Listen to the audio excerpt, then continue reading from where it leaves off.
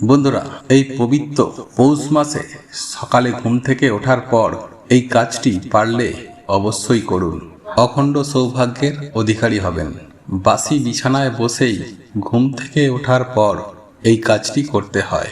আর এটি হলো সকালবেলা ঘুম ভাঙার পর সর্বপ্রথম নিজের হাতের তালু দর্শন করা। হ্যাঁ বন্ধুরা, এই বিষয়টি একটি অত্যন্ত গুরুত্বপূর্ণ বিষয়। বিশেষ করে যদি ভোর 3টে থেকে 5টার মধ্যে ঘুম ভেঙে যায়, তাহলে এই বিষয়টি আমাদের প্রত্যেকেরই করা প্রয়োজন। আমাদের সনাতন ধর্ম অনুযায়ী যদি এই কাজটি নিয়মিতভাবে রোজ করতে পারে, তাহলে সুনিশ্চিতভাবে তার চিন্তার জগতে এক বিরাট পরিবর্তন আসে। ভগবানের কৃপায় তার আশ্চর্যজনক উন্নতি হয় এবং তার সারাটা দিন ঈশ্বরের কৃপায় ভালো কাটে। বন্ধুরা, এটি অত্যন্ত সামান্য মনে হলেও এর প্রভাব কিন্তু খুবই গুরুত্বপূর্ণ। কয়েকদিন নিষ্ঠা সহকারে যদি আপনি এই ক্রিয়াটি করতে পারেন, তাহলে আপনি এর প্রভাব নিজেই অনুভব করতে পারবেন। বন্ধুরা, আজ আমি এই ভিডিওর মাধ্যমে আপনাদের সামনে আলোচনা করব যে কেন সকালবেলা ঘুম থেকে ওঠার পর হাতের তালু দর্শনের কথা বলা হয় এবং এই পৌষ মাসে ভোর 3টে থেকে 5টার মধ্যে যদি আপনার ঘুম ভেঙে যায়, তাহলে কোন রহস্য লুকিয়ে রয়েছে এবং সর্বোপরি এই পৌষ মাসে কোন বিষয়গুলি পালনের কথা বলা হয়। আশা করি দর্শক বন্ধুরা, এই ভিডিওটি আপনাদেরকে সমৃদ্ধ করবে। তাই ভিডিওটি শেষ পর্যন্ত মনোযোগ সহকারে দেখুন। দেখার পর এই সংক্রান্ত কোনো প্রশ্ন বা মতামত থাকলে নিচের কমেন্ট বক্সে অবশ্যই জানাবেন। নমস্কার বন্ধুরা, সুখের চাবি চ্যানেলে আপনাদের সকলকে জানাই স্বাগত। ভারতীয় দর্শন শাস্ত্র ও বিভিন্ন দেবদেবীর পূজা অর্চনার পদ্ধতি এই চ্যানেলের মূল আলোচনার বিষয়বস্তু। বন্ধুরা, মহাভারত রচয়িতা মহর্ষি বেদব্যাস তার গ্রন্থে উল্লেখ করেছে যে আমাদের প্রত্যেকটি মানুষেরই সকালবেলা ঘুম থেকে ওঠার পর যে কাজটি সর্বপ্রথম করা প্রয়োজন, তা হলো নিজের হাতে করতল দর্শন করা। কারণ সমস্ত দেবদেবীর অবস্থান আমাদের এই হাতের করতলেই বিরাজ করেন। তাই নিজের হাতের করতল দর্শন করার অর্থ হলো সমগ্র দেবদেবীকে দর্শন করা। করতল দর্শন অত্যন্তই শুভ ফলদায়ক। শাস্ত্রে এই বিষয়ে উল্লেখ করা হয়েছে, করগ্রে বসত লক্ষ্মী, করমধ্যে সরস্বতী, করমূল্যে স্থিতা গৌরী তু গোবিন্দম, প্রভাতে করদর্শনম। অর্থাৎ বন্ধুরা, হাতের তালুর একদম ওপরে অবস্থান করছেন স্বয়ং মা লক্ষ্মী, হাতের তালুর মাঝখানে অবস্থান করছেন দেবী সরস্বতী এবং হাতের একদম নিচে অর্থাৎ করমূল্যে অবস্থান করছেন মা গৌরী এবং সমস্ত করতলের মধ্যভাগে রয়েছেন স্বয়ং শ্রীহরি শ্রীকৃষ্ণ। তাই হাতের তালু দর্শন করা হলো সমগ্র দেবদেবীকে দর্শন করা। এই কারণেই বন্ধুরা, সনাতন ধর্মে বারবার এই বিষয়টির উল্লেখ করা হয়েছে যে সকালবেলা ঘুম থেকে ওঠার পর অতি অবশ্যই নিজের হাতের করতল দর্শন করা প্রয়োজন। আর করতল দর্শন করার পর এই মন্ত্রটি আমাদের উচ্চারণ করা প্রয়োজন। আর মন্ত্রটি হলো করগ্রে বসত লক্ষ্মী, করমধ্যে সরস্বতী, করমূল্যে স্থিতা গৌরী তু গোবিন্দম, মঙ্গলম করদর্শনম। এই মন্ত্রটি 3বার উচ্চারণ করা প্রয়োজন। কেউ যদি নিয়মিত সকালবেলা ঘুম থেকে ওঠার পর হাতের তালু দর্শন করে এই মন্ত্রটি 3বার উচ্চারণ করে থাকেন, তাহলে তিনি নানা দিক থেকে উপকার পেয়ে থাকেন। এই মন্ত্রটি সকালবেলায় পাঠ করলে আমাদের আশেপাশে পজিটিভ শক্তির মাত্রা এতটাই বৃদ্ধি পায় যে নেগেটিভ শক্তি আমাদের ধারের কাছে ঘেঁষতে পারে না। ফলে আমাদের সারাটা দিন যেমন আনন্দে কাটে, ঠিক তেমনই আমাদের প্রত্যেকটি কাজকর্ম উপযুক্ত হয়।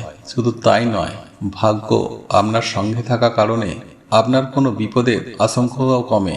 এর পাশাপাশি শাস্ত্র অনুসারে এই ক্রিয়াটি প্রত্যেক দিন করার ফলে সেই ব্যক্তির বিভিন্ন প্রকার সমস্যা ধীরে ধীরে কমতে শুরু করে এবং হারিয়ে যাওয়া মানসিক শান্তি ক্রমশ ফিরে আসে।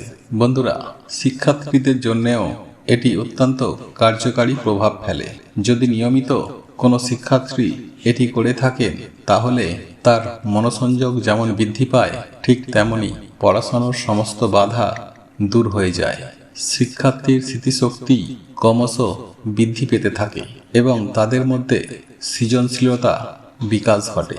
বন্ধুরা, এই মন্ত্রটির মাধ্যমে একই সঙ্গে যেহেতু দেবী লক্ষ্মী, মাতা সরস্বতী এবং মা দুর্গার বন্দনা করা হয়, তাই এই তিন শক্তির কৃপায় সেই ব্যক্তির আর্থিক, বৌদ্ধিক এবং শারীরিক সকল প্রকার সমস্যা সমাধান হয়ে যায়। আর যেহেতু সর্বশেষে এই মন্ত্রের দ্বারা আমাদের পালনকর্তা ভগবান শ্রীহরির তথা শ্রীকৃষ্ণের বন্দনা করা হয়, সেই কারণেই এই মন্ত্র উচ্চারণের মাধ্যমে সেই ব্যক্তির শারীরিক কল্যাণ হয়।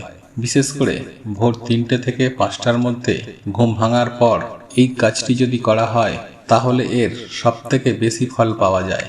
কারণ শাস্ত্রমতে ভোর 3টে থেকে 5টা পর্যন্ত এই সময়কালকে বলা হয় ব্রহ্ম মুহূর্ত।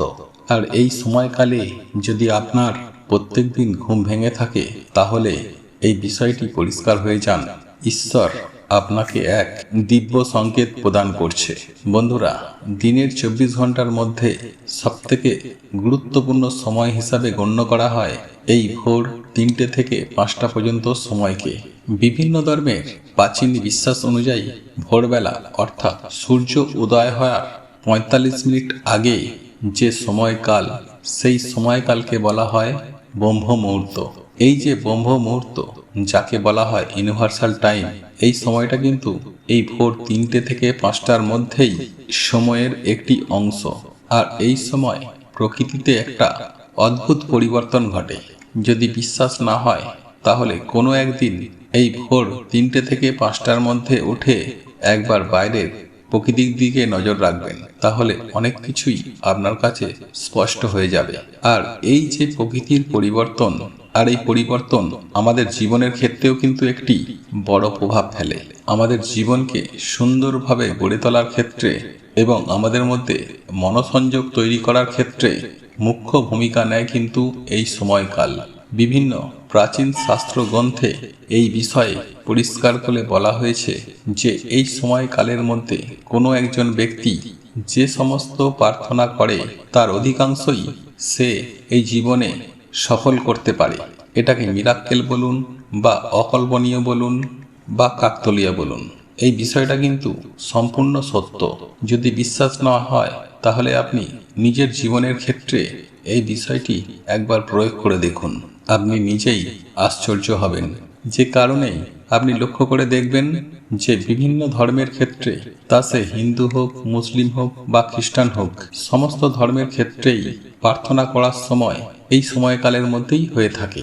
কারণ এই ব্রহ্ম মুহূর্ত সময়টা অত্যন্ত শান্ত থাকে এবং প্রকৃতি সম্পূর্ণরূপেই শুদ্ধ ও পবিত্র থাকে। ফলে এই সময় যদি কোনো ব্যক্তি প্রত্যেক দিন নিয়মিত ঘুম থেকে ওঠে, তাহলে তিনি সকল প্রকার মানসিক চাপ থেকে মুক্তি পান। এতে মস্তিষ্কের অর্থাৎ ব্রেন পাওয়ার অত্যাধিক পরিমাণে বৃদ্ধি পায়। আর এর ফলে সেই ব্যক্তির কর্মদক্ষতাও যথেষ্ট পরিমাণে বৃদ্ধি পায়। এই সময় মানুষ ঈশ্বরের সঙ্গে বেশি সংযোগ তৈরি করতে পারেন, যেই কারণে এই সময় ঈশ্বরের কাছে যে ইচ্ছে প্রকাশ করা হয়, তার সকল মনের ইচ্ছাই ঈশ্বরের কৃপায় পূর্ণতা প্রাপ্তি হয়। তাই এই সময়কালে ঘুম থেকে ওঠার পর সর্বপ্রথম বাসি বিছানায় বসে যদি নিজের হাতের তালু দর্শন করতে পারেন এবং ভগবানের উদ্দেশ্যে এই হাতের তালু দর্শনের মন্ত্রটি উচ্চারণ করতে পারেন, তাহলে নিঃসন্দেহে এর 100% ফল আপনারা লাভ করতে সক্ষম হবেন। তাই বন্ধুরা, এই পৌষ মাসের প্রত্যেক দিন সকালে ঘুম থেকে উঠে এই কাজটি অবশ্যই করার চেষ্টা করুন। দেখবেন যেই দিন থেকে আপনি এই কাজটি করছেন, সেই দিন থেকেই এর ফল আপনি লাভ করতে পারবেন। বন্ধুরা, শাস্ত্র অনুযায়ী এই পৌষ মাসে দিনের বেলা ঘুম থেকে বিরত থাকা বলা হয়েছে। বলা হয় এই ঠান্ডার সময় যদি আপনি প্রতিনিয়ত দিবা নিদ্রায় যান, তাতে স্বাস্থ্যের অবনতি ঘটে। তাই পারলে এই মাসে দিনের বেলার ঘুম থেকে বিরত থাকুন এবং চেষ্টা করুন এই ভোর 3টে থেকে 5টার মধ্যে ঘুম থেকে উঠতে। আশা করি বন্ধুরা এই ভিডিওটি আপনাদেরকে সমৃদ্ধ করেছে। বন্ধুরা, এই ভিডিওটি যদি আপনাদের পছন্দ হয়ে থাকে, তাহলে ভিডিওটি লাইক করুন, কমেন্ট করুন এবং বন্ধুদের সাথে শেয়ার অবশ্যই করুন। মনে রাখবেন, আপনার একটি শেয়ার অনেক মানুষকে উপকৃত করতে পারে।